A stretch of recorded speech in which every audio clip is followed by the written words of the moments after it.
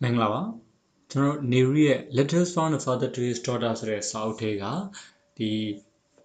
chapter 23 no? Arima pare, language, writing and numerals. The Johnny Titi, Aradua, Sari to the Midi Yenias are Huchin Dizan and Senate Dongong Shibi Boli, and Aradima, but Pure Johnny at Dawson and Lavi. Dima, Kudini Pome Johnny the language, Padazaga, writing, Yida, and numerals king and any one, the Johnny Titi. Adubasa Perhale. We have already considered the various languages and how they are related to each other. We have already considered အဖေတို့စဉ်းစားခဲ့ပြီးပြီထည့်သွင်းစဉ်းစားခဲ့ပြီးပြီပြောပြီးပြီပေါ့ဘာလို့လဲဆိုတော့ the various languages ဘာသာစကားအမျိုးမျိုးတွေရဲ့အကြောင်းနောက်ပြီးတော့ and how they are related to each other သူတို့ကတစ်ခုနဲ့တစ်ခုပေါ့နော်ဒီဘာသာစကားတွေကတစ်ခုနဲ့တစ်ခုဘယ်လိုဆက်ဆက်နေလဲဆိုတဲ့အကြောင်းကိုအဖေတို့ထည့်သွင်းပြီးတော့စဉ်းစားခဲ့ပြီးပြီပြောပြီးပြီ Let us think for a while how language matches begin. Let us think ဆိုရင်စဉ်းစားကြစို့ဖေတို့စဉ်းစားကြစို့ပေါ့ for a while ဆိုတာခဏဘာလို့စဉ်းစားမလဲဆိုတော့ how language matches begin ဘာသာစကားဘယ်လိုမျိုးစတင်တာဖြစ်ရမလဲဆိုတာကိုဖေတို့စဉ်းစားကြစို့တဲ့ We find among some animals that there are some words used. We find among some animals အဲ့တော့တိရစ္ဆာန်တချို့ကြားထဲမှာဖေတို့တွေ့ရဘာလို့တွေ့ရတယ်လဲဆိုတော့ that there are some words used အသုံးပြုတဲ့ဒီစကားလုံးတချို့ရှိတယ်ဆိုတာကိုတွေ့ရ The monkeys it is said have a few kinds or words for simple things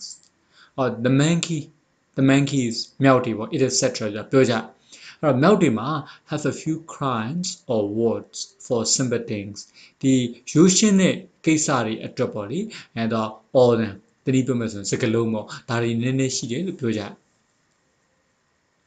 You can also notice the peculiar cries that some animals make when they are frightened and want to warn others of their kind of danger.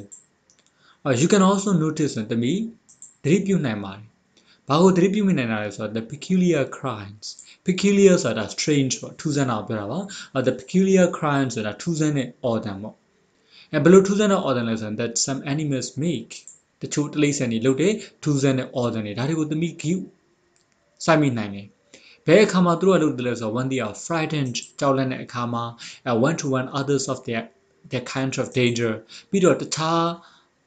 အကောင်တွေကိုပေါ့နော်ဒီအန်ရရှိတဲ့ဥစ္စာမှာသတိပေးခြင်းတဲ့အခါမှာ warn ဆိုတာသတိပေးတာပါသတိပေးခြင်းတဲ့အခါမျိုးမှာဒီထူးဆန်းတဲ့အတန်တွေပေါ့ဒါလေးကိုလုပ်တတ်ကြတယ်ဆိုတော့သမီးသတိပြုမိပါလိမ့်မယ်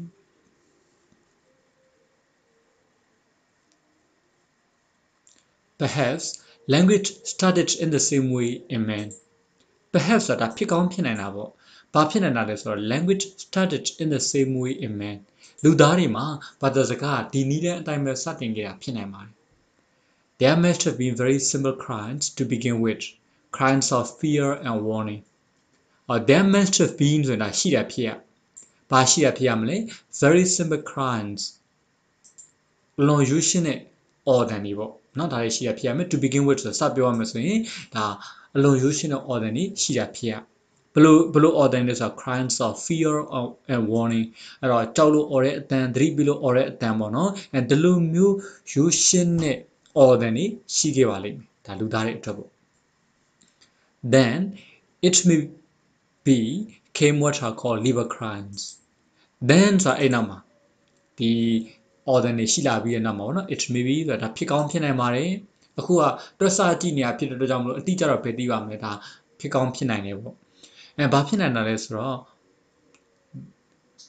came what are called liver cries ကိုအလုပ်လုပ်တဲ့အခါမှာ အော်တဲ့အတန်ပေါ့နော်လှုပ်အားအော်တန်ပေါ့အဲ့ဒါလို့ခေါ်တဲ့အရာတွေရောက်လာပါတယ် When a number of people work together they usually make a noise together အဲ့တော့ a number of ဆိုတာအများပေါ့လေ a number of people ဆိုလူအများ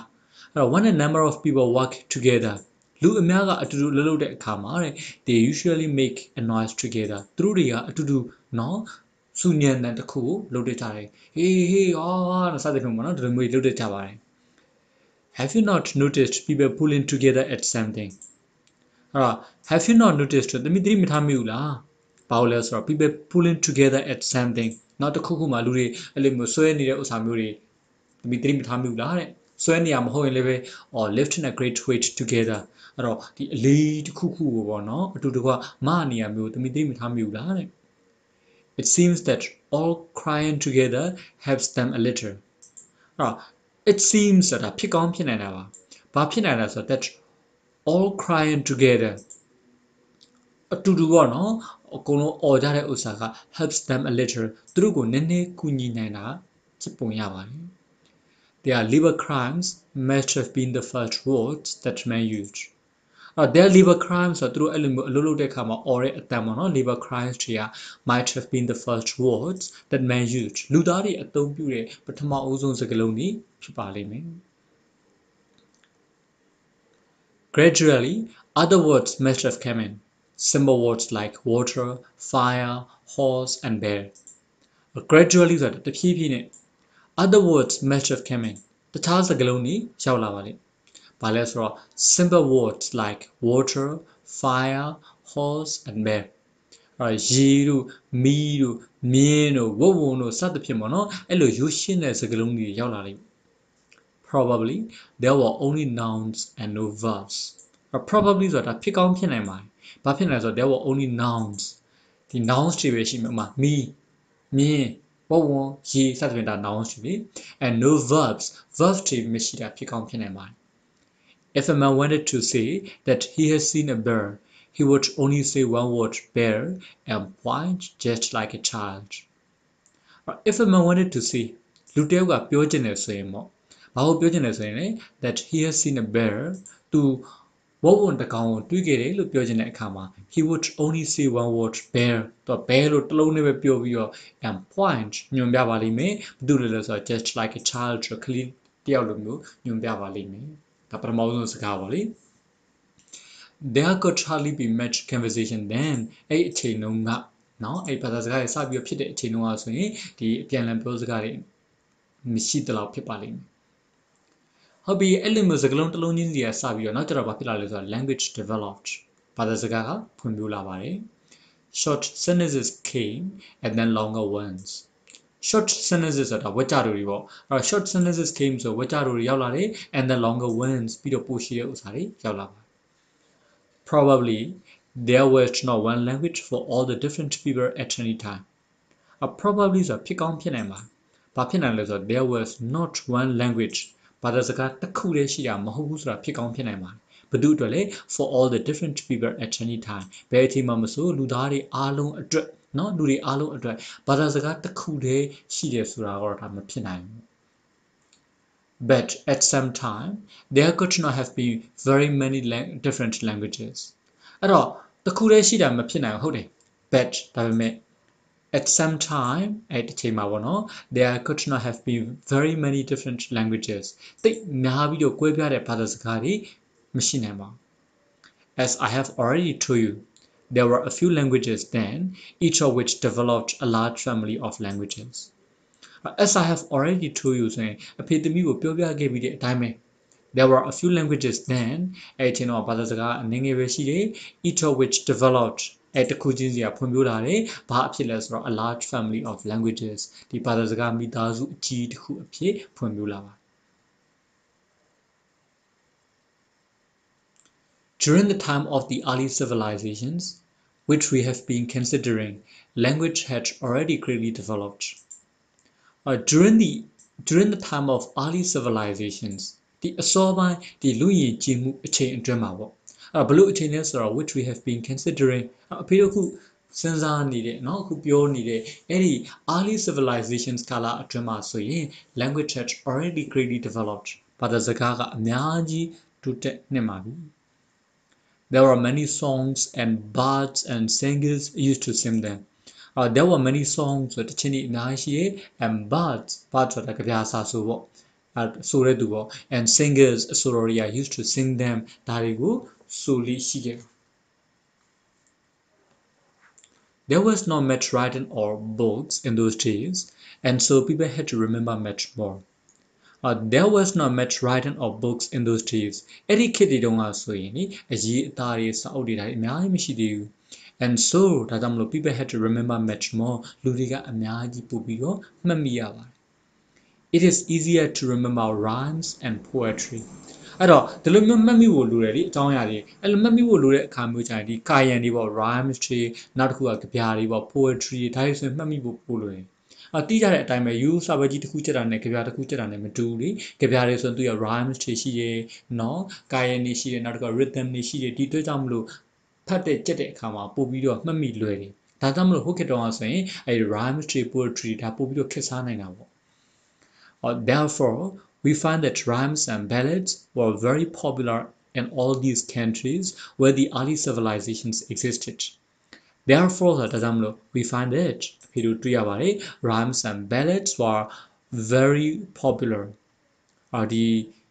ကာယံဒီနောက်တစ်ခုကဒီကြပြဇလန်းတွေပေါ့နော်ဒါမျိုးတွေက were very popular in all these countries အဲ့ဒီနိုင်ငံတွေအားလုံးမှာတိတ်ပြီးတော့လူသိများခဲ့ပါတယ်ဘယ်လိုနိုင်ငံလဲဆိုတော့ where the early civilizations existed ဒီအစောပိုင်းယဉ်ကျေးမှုတွေတည်ရှိခဲ့တဲ့နိုင်ငံတွေမှာအဲ့ဒီ rhymes တွေ ballads တွေဟာတိတ်ပြီးတော့လူသိများတာကိုဖေလို့တွေ့ရပါတယ်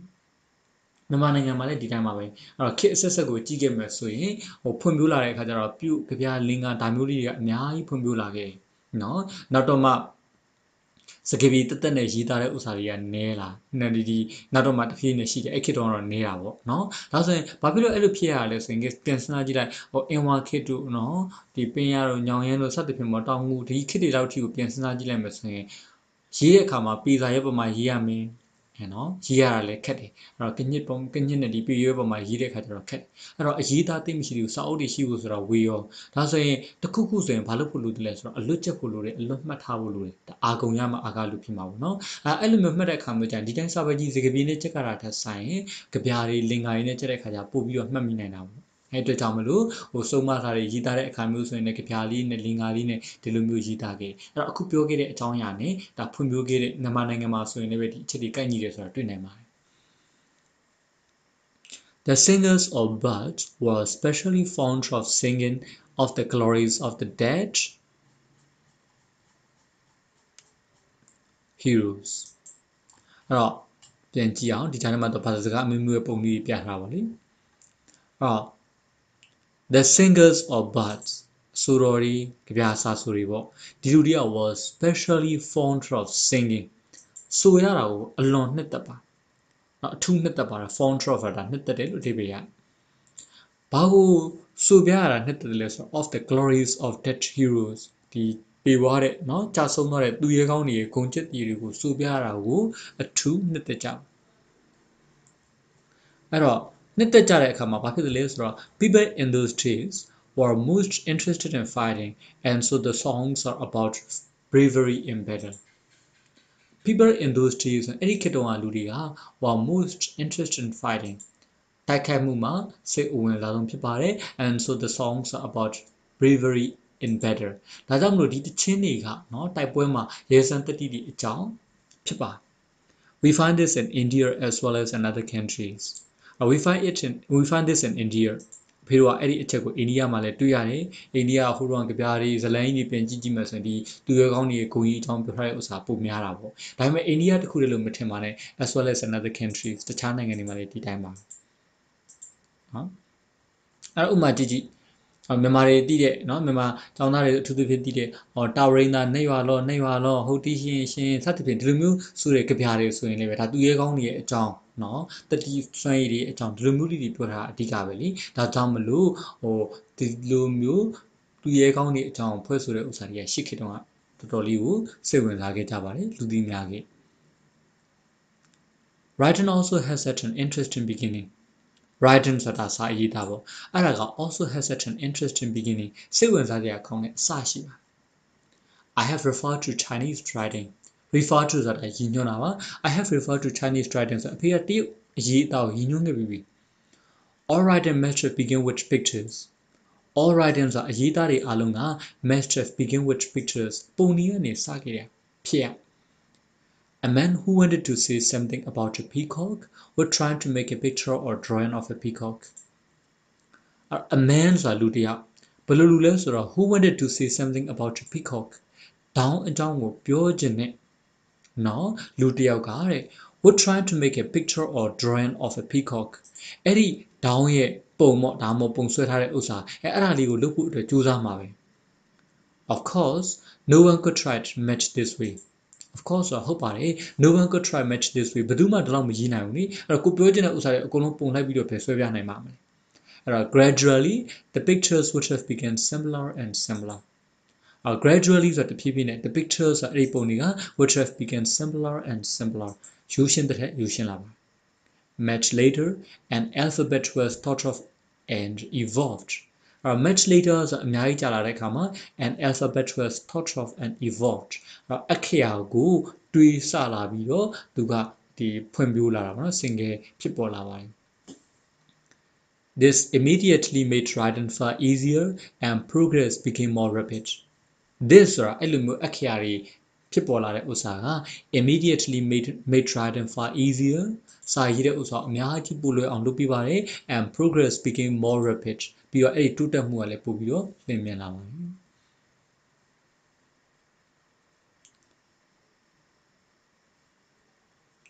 Numerals and counting must have been a great discovery numerals ဆိုတာကိန်းဂဏန်းတွေ counting ဆိုတာရေးတွက်တာတွေပေါ့နော်အဲ့ဒါတွေက must have been a great discovery ဒီကြီးကျယ်တဲ့ရှာဖွေတွေ့ရှိမှုဖြစ်ရပါမယ် Without numerals it is difficult to imagine how any kind of business could be done without numerals ဆိုတာကိန်းဂဏန်းတွေမရှိဘူးဆိုရင် it is difficult to imagine ဆိုစိတ်ကူးကြည့်ဖို့တော့ခက်ပါ